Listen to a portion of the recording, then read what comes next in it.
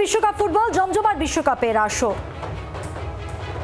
চলতি বিশ্বকাপ ফুটবল প্রতিযোগিতার অন্যতম আয়োজক মেক্সিকোর প্রেসিডেন্ট ক্লদিয়া শিনবাউম মনে করছেন 2026 বিশ্বকাপের টিকিটের চড়া দামের বিষয়টি ফিফার পুনর্বিবেচনা করা উচিত। কারণ টিকিটের চড়া দাম অধিকাংশ মেক্সিকানদের সামর্থ্যের একেবারেই বাইরে বলে জানিয়েছেন তিনি, যদিও ফিফার পক্ষ থেকে কোনো প্রতিক্রিয়া পাওয়া যায়নি।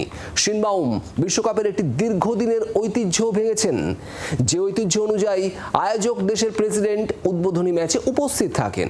এর পরিবর্তে তিনি তার টিকিটটি 21 বছর বয়সী একজন আদিবাসী নারী ফুটবলারকে দিয়ে দেন, যার আর্থিক সামর্থ্য ছিল না টিকিট কেনার।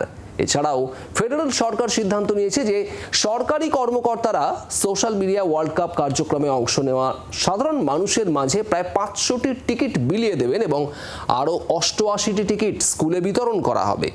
চলতি বছরের শুরুর দিকে মেক্সিকো সহ 3টি আয়োজক দেশের ম্যাচের টিকিট বিক্রি শুরু হয়, যার মূল্য ছিল $140 থেকে $8,680 পর্যন্ত।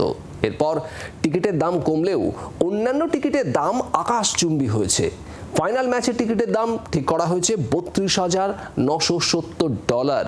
গত এপ্রিলে ফিফার নিজস্ব পুনর্বিক্রয় প্ল্যাটফর্মে ফাইনালে 4টি টিকিটের প্রতিটির মূল্য ছিল প্রায় $23 লাখ। মেক্সিকো, মার্কিন যুক্তরাষ্ট্র এবং কানাডায় অনুষ্ঠিত হতে যাওয়াই 104টি বিশ্বকাপের ম্যাচের টিকিটের দাম ঘোষণার পর থেকেই শিনবাউমের বিরুদ্ধে সোচ্চার হয়েছেন। বাংলার আওয়াজ, বাঙালির আবেগ, জি 24 ঘন্টা।